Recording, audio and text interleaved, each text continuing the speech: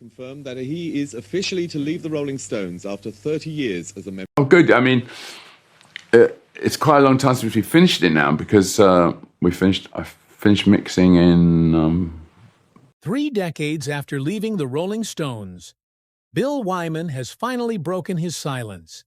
In a recent interview, he acknowledged what fans had long suspected about his relationship with Keith Richards. On stage, they were essential links in a historic chain. But behind the scenes, Bill was excluded from decision-making, looked down upon, and eventually chose to walk away without complaint. And now, he has spoken a single sentence that pulls back the curtain on what lay behind the spotlight. In October 2024, Bill Wyman appeared at the launch of a special reissue of his memoir, Stone Alone. When asked about Keith Richards, he did not evade the question. His reply was brief but unequivocal. "We never truly got along. I have no resentment, but I can't keep pretending. We're from different worlds." Brian and Keith sort of ignored me. They were sitting at the bar having a drink, and It was the first time in over 30 years that Bill Wyman admitted the deeper reason behind his departure from the Rolling Stones. It was not about age, nor about pursuing a solo career. He left because he could no longer tolerate the way Keith Richards treated him. Quietly, persistently, and in a way that diminished his place in the band. Well, I did tell the guys almost 2 years ago that I didn't really want to do it anymore. In the interview with Classic Rock, Bill Wyman elaborated, "We still exchange Christmas gifts, but I've never really wanted to see Keith again.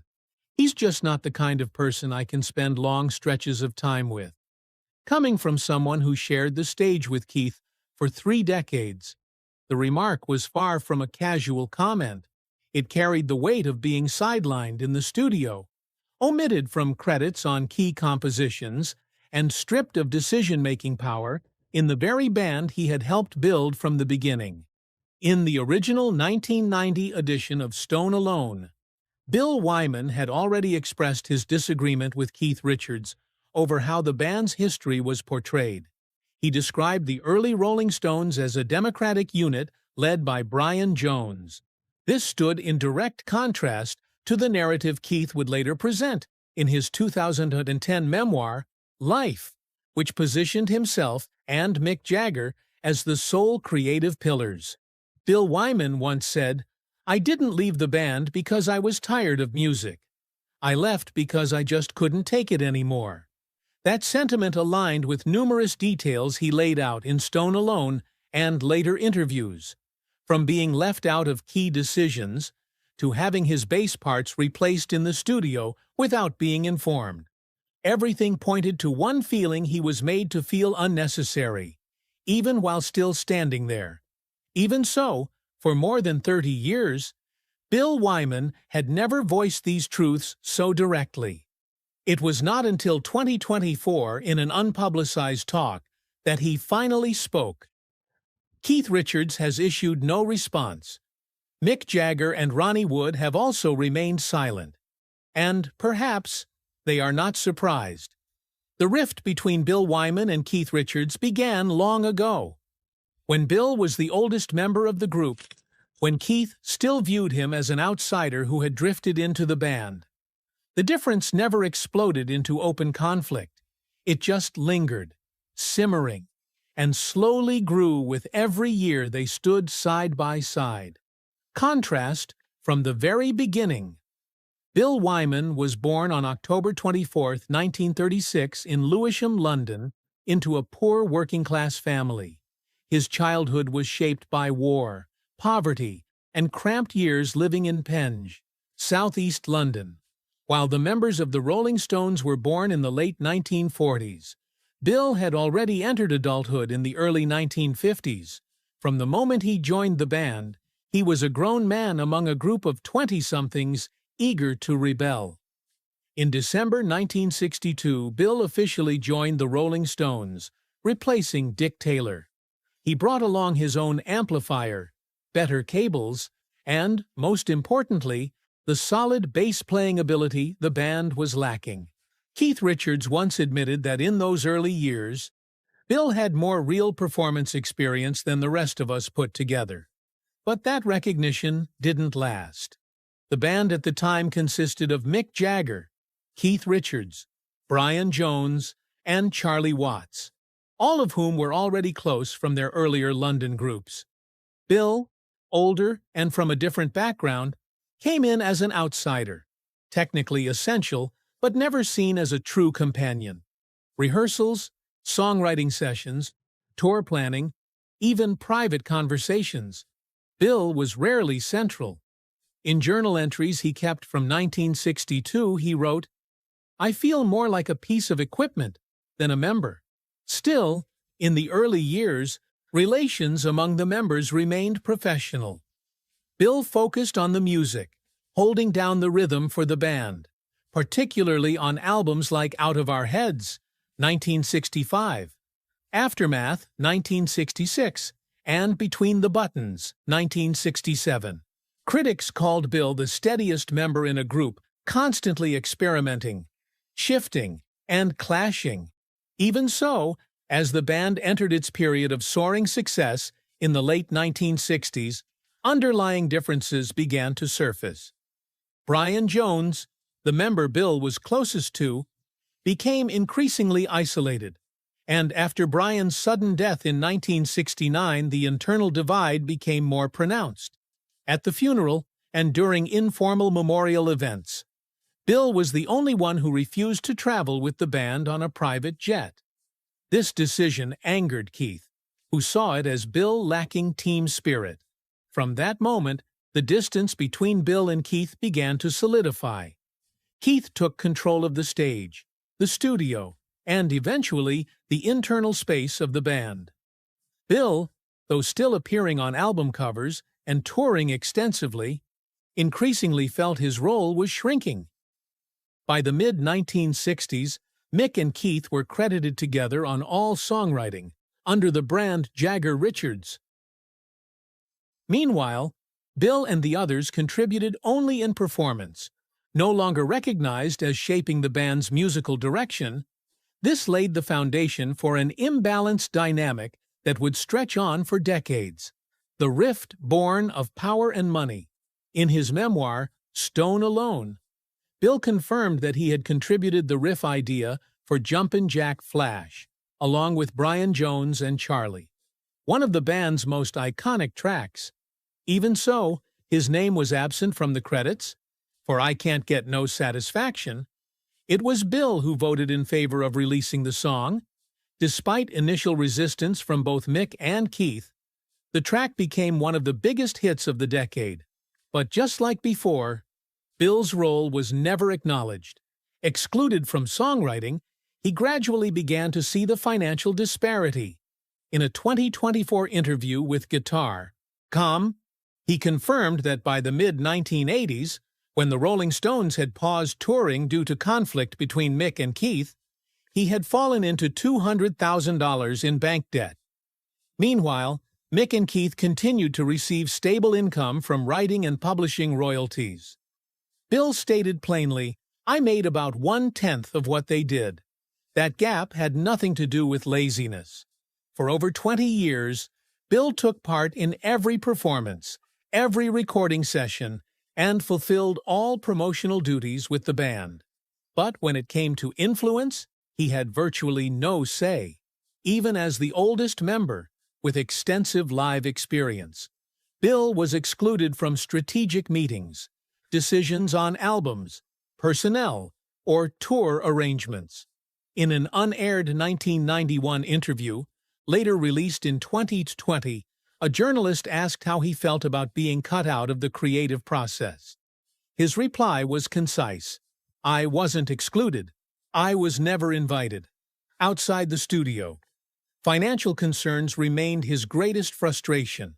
In the 1980s, while the Rolling Stones were inactive due to internal tensions, Bill had to find ways to maintain income by writing books, selling archival photographs, and taking on small-scale projects. Meanwhile, Keith and Mick continued to benefit from shares in royalties from older songs, which accounted for the majority of music and advertising revenue during that time. Bill never filed lawsuits or demanded retroactive credit, but in interviews after 2000, he repeatedly emphasized, "The Rolling Stones used to be a band, not a corporation." To him, the shift from artistry to commerce was the key reason he grew distant from the very group he had joined near its beginning. When a relationship is dictated by gain and control, respect has no room to exist. And for Bill, every boundary had been tested during his final decade in the band. The final decade of the band. The late 1980s to early 1990s marked the period when Bill Wyman most clearly felt he no longer belonged in the Rolling Stones. Bill recalled that during many recording sessions, he arrived on time, fully prepared, but was not called into the main room until the end of the day. On several tracks, the bass parts had already been played by Keith Richards or a guest musician before Bill even had a chance to touch his instrument. The peak of this disconnection came during the Steel Wheels Urban Jungle Tour from 1989 to 1990. It was the band's biggest comeback after years of inactivity. To audiences, the presence of Bill, Charlie Watts, Ronnie Wood, Mick Jagger, and Keith signaled that the Rolling Stones remained strong. But behind the scenes, Bill felt shut out of every major meeting. He was simply given the tour schedule, travel plans, and the sole expectation that he perform on time. Though he appeared in every show, Bill was no longer invited to participate in the production planning, nor was he consulted on sound, lighting, or set lists. He described the feeling as standing on my own stage, but like a fill-in player. In 1989, the Rolling Stones were inducted into the Rock and Roll Hall of Fame. During the acceptance speech, Keith did not mention Bill's name. The media did not react strongly, but fans on forums like IORR began asking why was a member who had been with the band since 1962 left out. In 1991, Bill informed the band he wanted to step away. It was a private conversation, short and direct. Mick Jagger and Keith did not react kindly. In a 1993 interview, Bill said their response was bitchy, petty, ungracious, rather than a simple thank you after 3 decades of dedication. Keith made no public comment, but in the years that followed, he issued several controversial statements. In his book, Life 2010, Keith wrote that Bill was replaceable, and that even after leaving, he didn't make much of a difference. These words were seen as the final straw in an already distant personal relationship. Mick, too, had his share of dismissive remarks. In a post-tour 1993 conversation, when asked about the new bass player, Mick replied, "If we need someone on bass, I'll do it." Bill called that the most ridiculous thing I ever heard in his entire time with the band. Even after stepping down as an official member, Bill maintained a calm demeanor. In interviews from 1994 to 2000, he repeated one consistent view: I should have left sooner. I stayed too long. After his departure, the bass role was taken over by Darryl Jones, a talented musician, but not a full member. This led many fans to see Bill's decision as the start of an irreversible shift in the Rolling Stones' internal structure. In Stone Alone, Bill described leaving the band as walking away from a family that no longer recognized me. To the public, his exit was not a shock, but for those familiar with the inner workings, it was a clear sign that the Rolling Stones were no longer a band. They had become a system run by 2 men, with the rest serving as replaceable parts. Bill Wyman walked away without looking back, but he did not retreat from music, and he did not choose total silence. After letting go of a band that was no longer his, Bill began redefining what it meant to be an artist, in a way no one else in the Rolling Stones ever had. Keeping the flame alive. In 1997, Bill formed Bill Wyman's Rhythm Kings, a band dedicated to blues, rock and roll, and jazz. the genres he had loved even before joining the Stones. The group carried no commercial ambition, no chart targets. Rhythm Kings performed mostly at small concerts, festivals, and released albums independently. For Bill, this wasn't a side project. It was the first time he was truly making music on his own terms. Early albums like Strangers in the Night, 1997. Anyway, The Wind Blows, 1999, and Groovin' 2000 received positive critical reception. Though not commercially explosive, the Rhythm Kings' work was seen as clean, honest, and true to the spirit of live music. Some critics described it as a real band, not a brand. Alongside this, Bill released 3 solo albums: Monkey Grip, 1974, Stone Alone, 1976, and Bill Wyman, 1982. His 1981 track, Si Si Je Suis Un Rockstar, became a major hit in the UK, reaching the top 20 on the UK singles chart and gaining widespread airplay across Europe. Though not a lead vocalist by trade, Bill's half-spoken, half-playful delivery became a kind of personal signature embraced by listeners. Beyond music, Bill wrote books, pursued photography, curated exhibitions, researched archaeology, and managed the largest private archive related to the Rolling Stones, a collection he had maintained himself since 1962. His book, Rolling with the Stones, 2002, containing over 2,000 images and documents, was hailed by the press as the most complete visual autobiography of the band. Though no longer performing with the Rolling Stones, Bill remained in touch with Charlie Watts until Charlie's passing in 2021. He also confirmed that every birthday or Christmas, he still received a gift or message from former bandmates. In a 2024 interview with Classic Rock, Bill said, "We're like distant relatives. I don't see them often, but I know they're still there." In 2012, Bill made a brief return to the band during their 50th anniversary concert in London. He played 2 songs, then stepped away. Keith Richards made no comment. Mick Jagger simply said, "It was nice having Bill back, even just a little." The media interpreted the moment as a thawing of tensions, but the distance remained. In 2023, Bill reappeared on the album Hackney Diamonds, playing bass on the track Live by the Sword. It marked his first official recording with the Stones since Steel Wheels in 1989. The track was also the final recording to feature Charlie Watts. There was no fanfare, no heavy promotion, but for fans, it stood as a clear closing chapter. For more than 30 years after leaving the group, Bill never publicly attacked Keith, but he never sought reconciliation either. In every interview, he simply stated, "I gave enough." That was all the public needed to understand there was no war, but also no foundation left to rebuild. Though rarely cited as a defining face of the Rolling Stones, those who understand how a band functions from within know that Bill Wyman was an irreplaceable force for nearly 31 years. He wasn't a lyricist, didn't front the stage, but he kept the rhythm, quite literally, for the band's entire sonic structure.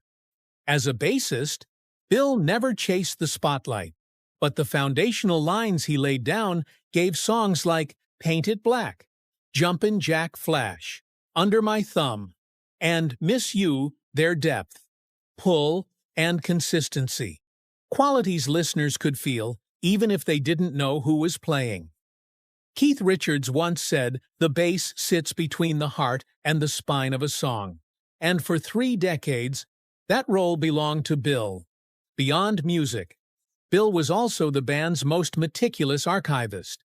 He kept daily journals from 1960 onward, preserving thousands of photos, show tickets, set lists, letters, sheet music drafts, and backstage notes. These materials later formed the foundation for his books, Stone Alone, 1990, and Rolling with the Stones, 2002, which music historians regard as living historical records of one of the greatest bands of the century. Many later generation bassists like John Deacon Queen, Adam Clayton U2, and Alex James Blur have cited Bill as an influence in how they approached rhythm. Not flashy, not technically showy, but solid, precise, and right where needed. That's the kind of musician every band requires, though the public often overlooks.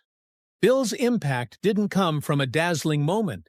It came from consistency, and that's what kept the band from falling off axis through thousands of performances, no matter how much the front of the stage changed. Bill Wyman doesn't need to rejoin the Rolling Stones to be acknowledged.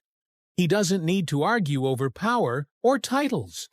All he needs is music, the one thing he retained fully after stepping away from a band where he no longer controlled his place. The Rolling Stones remain one of the most influential bands of the 20th century. But for Bill Wyman, standing on stage with legends did not automatically mean being respected as a true part of it. He walked away not to accuse, but to preserve what was left of himself. Over 30 years later, he still holds no regrets. What about you? Does an artist need to speak out to protect their worth? Or is silence the real way to leave with dignity? Share your thoughts in the comments. Share this video, and don't forget to subscribe.